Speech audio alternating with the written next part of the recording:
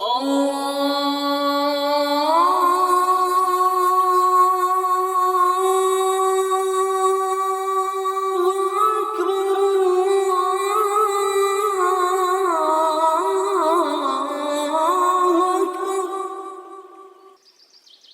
ایمان والو، جب جمعے کے دن نماز کے لیے پکارا جائے تو اللہ کے ذکر کی طرف لپکو اور خرید و فروخت چھوڑ دو، یہ تمہارے لیے بہتر ہے اگر تم سمجھو۔ محترم سامعین و ناظرین کرام، آپ سن رہے ہیں خطبات حرمین سے انتخاب۔ خطبہ جمعہ، امام مسجد نبویہ شریف، فضیلت الشیخ ڈاکٹر عبداللہ بن عبد الرحمن باعی جان حفظہ اللہ تعالی۔ عنوان: حکمرانوں کی سماع و اطاعت۔ الحمدللہ، ہر طرح کی حمد و ثنا اللہ ہی کے لیے ہے۔ اسی نے اپنے دین کو رحمت، وحدت اور اجتماعیت کا دین بنایا ہے۔ پھر نجات اسی کے لیے مختص کی ہے جو شریعت کے سامنے سر تسلیم خم کرے اور فرما بردار بنے۔ اسی نے مسلمانوں کو وحدت، اس کے دین کو مضبوطی سے تھامنے اور اس کی پیروی کرنے کا حکم دیا۔ انہیں اختلاف، تفرقہ بازی اور جھگڑوں سے منع فرمایا۔ میں گواہی دیتا ہوں کہ اللہ کے سوا کوئی الہ نہیں، وہ واحد ہے، اس کا کوئی شریک نہیں۔ میں یہ بھی گواہی دیتا ہوں کہ محمد صلی اللہ علیہ وسلم اللہ کے بندے اور رسول ہیں۔ آپ صلی اللہ علیہ وسلم نے پیغام پہنچایا، امانت ادا کی، امت کو نصیحت کی اور اللہ کی راہ میں جہاد کیا، یہاں تک کہ وہ رفیق اعلیٰ سے جا ملے۔ اللہ آپ صلی اللہ علیہ وسلم پر، آپ صلی اللہ علیہ وسلم کی آل اور ان کے صحابہ کرام پر رحمت نازل فرمائے اور ان لوگوں پر بھی نازل فرمائے جو قیامت تک احسان کے ساتھ ان کے نقش قدم پر چلنے والے ہیں۔ بعد ازاں، اے اللہ کے بندو، میں تمہیں تقوی کی نصیحت کرتا ہوں کیونکہ یہی دنیا اور آخرت میں نجات کا ذریعہ ہے۔ فرمایا، اے ایمان والو، اللہ سے ڈرو جیسا کہ اس سے ڈرنے کا حق ہے، اور تمہیں موت نہ آئے مگر اس حال میں کہ تم مسلمان ہو۔ پھر فرمایا، اے ایمان والو، اللہ سے ڈرو اور سیدھی بات کہو، وہ تمہارے اعمال کو سنوار دے گا اور تمہارے گناہوں کو بخش دے گا۔ جو اللہ اور اس کے رسول کی اطاعت کرے گا تو بے شک اس نے بڑی کامیابی حاصل کی۔ اے لوگو، حکمرانی ایک ایسا اصول ہے جس پر ہماری ملت محمدیہ کی بنیادیں قائم ہوتی ہیں، جس کے ذریعے امت کے مفادات منظم ہوتے ہیں اور شرعی احکام کی تعمیل ہوتی ہے۔ اللہ نے ہر امت کے لیے ایک امام مقرر کیا ہے جسے ریاست کے انتظامات سونپے ہیں، جس پر لوگوں کے معاملہ چلانے کی ذمہ داری ڈالی ہے، پھر اس پر عدل واجب کیا ہے اور اس کی بات سننا اور فرما برداری کرنا رعایا پر لازم ہے۔ فرمان الہی ہے، اے ایمان والو، اللہ کی اطاعت کرو، رسول کی اطاعت کرو اور اپنے میں سے اولی الامر یعنی حکام کی اطاعت کرو۔ پھر اگر تم کسی چیز میں اختلاف کرو تو اسے اللہ اور رسول کی طرف لوٹاؤ، اگر تم اللہ اور یوم آخرت پر ایمان رکھتے ہو، یہی بہتر ہے اور انجام کے اعتبار سے بہت اچھا ہے۔ سیدنا ارباز بن ساریہ رضی اللہ تعالیٰ عنہ سے روایت ہے کہ رسول اللہ صلی اللہ علیہ وسلم نے ہمیں فجر کی نماز پڑھائی، پھر ہماری طرف متوجہ ہو کر ہمیں انتہائی شاندار نصیحت کی، جس سے آنکھیں اشکبار ہو گئیں اور دل کانپ اٹھے۔ ہم نے کہا، یا رسول اللہ، یہ تو الوداعی نصیحت معلوم ہوتی ہے، ہمیں کچھ وصیت فرمائیے۔ آپ صلی اللہ علیہ وسلم نے فرمایا، میں تمہیں اللہ سے ڈرنے، حکمران کی بات سننے اور اطاعت کرنے کی وصیت کرتا ہوں، کیونکہ تم میں سے جو بھی میرے بعد زندہ رہے گا وہ بہت سے اختلافات دیکھے گا۔ تم میری سنت اور ہدایت یافتہ راست باز خلفاء کی سنت پر قائم رہنا، اسے مضبوطی سے تھام لینا، نئے امور سے بچنا، کیونکہ ہر نئی عبادت بدعت ہوتی ہے اور ہر بدعت گمراہی ہے۔ اللہ کے بندو، مخلوق میں اللہ کا طریقہ یہ ہے کہ ان کے حالات درست نہیں ہو سکتے، نہ ان کی زندگی سدھر سکتی ہے جب تک کہ ان کے درمیان ایسا حکمران موجود نہ ہو جو ان کے معاملات چلائے، ان کے امور کو منظم کرے اور ان کے حقوق کی حفاظت کرے۔ اسی سے عزتیں محفوظ رہتی ہیں، خون ریزی کی حرمت برقرار رہتی ہے، حدود قائم ہوتی ہیں، دین کی حفاظت ہوتی ہے۔ وہ ان میں عدل قائم کرتا ہے، ظلم کو دور کرتا ہے، اس کی موجودگی میں خوفزدہ شخص امن پاتا ہے، کمزور کو قوت ملتی ہے، ظالم رک جاتا ہے۔ وہ انارکی کو روکتا ہے، زمین کی حفاظت کرتا ہے اور ان کو متحد کرتا ہے۔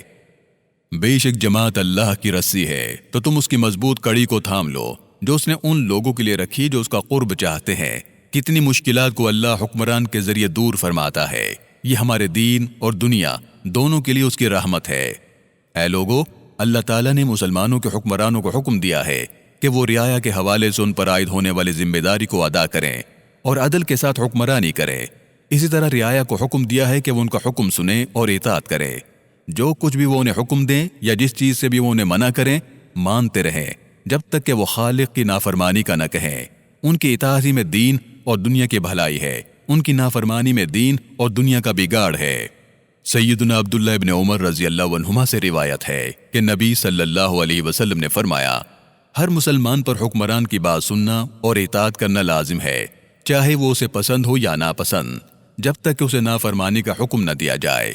آگاہ رہو کہ حکمرانوں کے ساتھ رعایا کا ایک عہد اور بیعت ہوتی ہے، جس کو توڑنے، نظر انداز کرنے، اس میں خیانت کرنے اور دغا دینے کو اللہ نے حرام قرار دیا ہے۔ تو اطاعت سے ہاتھ نہ کھینچو، مسلمانوں کی اجتماعیت کو نہ توڑو، عہد کو پورا کرو، بے شک عہد کے بارے میں پوچھا جائے گا۔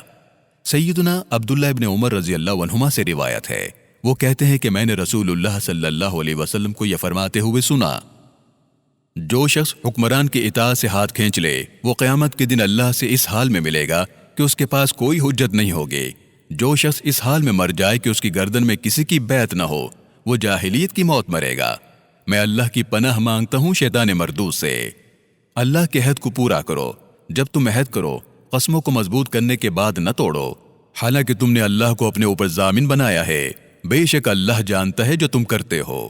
اللہ مجھے اور آپ کو قرآن و سنت میں برکت عطا فرمائے، ان کی آیات اور حکمت بھری باتوں سے نفع پہنچائے۔ میں اسی پر اکتفا کرتا ہوں، اللہ سے مغفرت طلب کرتا ہوں، آپ بھی اس سے مغفرت طلب کرو، بے شک وہ بہت بخشنے والا اور رحم فرمانے والا ہے۔ دوسرا خطبہ۔ الحمدللہ، تمام تعریفیں اللہ کے لیے ہیں جو واحد ہے۔ درود و سلام ہو خاتم النبیین صلی اللہ علیہ وسلم پر، آپ کی آل اور صحابہ کرام پر۔ اللہ کے بندو، بے شک اللہ تعالیٰ نے تمہارے معاملات کو ایک دین، ایک رسول، ایک کتاب اور ایک قبلے پر جمع کیا ہے۔ تمہیں وحدت اور اتفاق کا حکم دیا ہے، اختلاف اور تفرقے سے منع فرمایا ہے۔ اللہ فرماتا ہے، سب مل کر اللہ کی رسی کو مضبوطی سے تھام لو اور تفرقہ نہ ڈالو۔ وحدت اور اتحاد و اتفاق تبھی مکمل ہو سکتے ہیں جب حکمران کی بات سنی اور مانی جائے۔ دین کے احکام تبھی قائم ہو سکتے ہیں جب حکمران کی بات سنی اور مانی جائے۔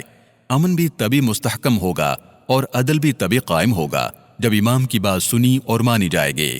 عزتیں تبھی محفوظ ہوں گی اور حدود کی حفاظت تبھی ہوگی جب امام کی بات سنی اور مانی جائے گی۔ ظالم تبھی رکے گا اور مظلوم کی مدد تبھی ہوگی۔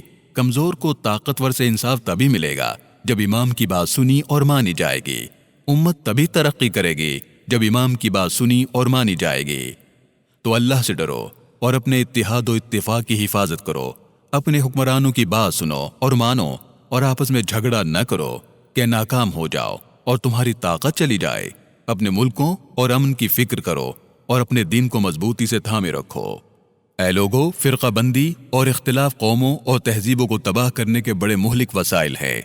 ماضی اور حال میں بڑی عبرت ہے ان کے لیے جو سبق لینا چاہتے ہیں۔ فرقہ بندی اور اختلاف امت کے وجود کو خطرے میں ڈال دیتے ہیں اور اس کے اتحاد کو کمزور کر دیتے ہیں۔ فرقہ بندی اور اختلاف انارکی کا راستہ، تباہی کا آلہ، فتنوں اور جنگوں کا ایندھن ہے۔ اللہ تعالیٰ نے اختلاف اور فرقہ بندی سے منع فرمایا ہے، انہیں ناکامی اور کمزوری کے اسباب میں شمار کیا ہے، بلکہ انہیں عذاب کے اسباب میں بھی شمار کیا ہے۔ فرمان الہی ہے، اللہ اور اس کے رسول کی اطاعت کرو اور آپس میں جھگڑا نہ کرو، ورنہ تم ناکام ہو جاؤ گے اور تمہاری ہوا اکھڑ جائے گی۔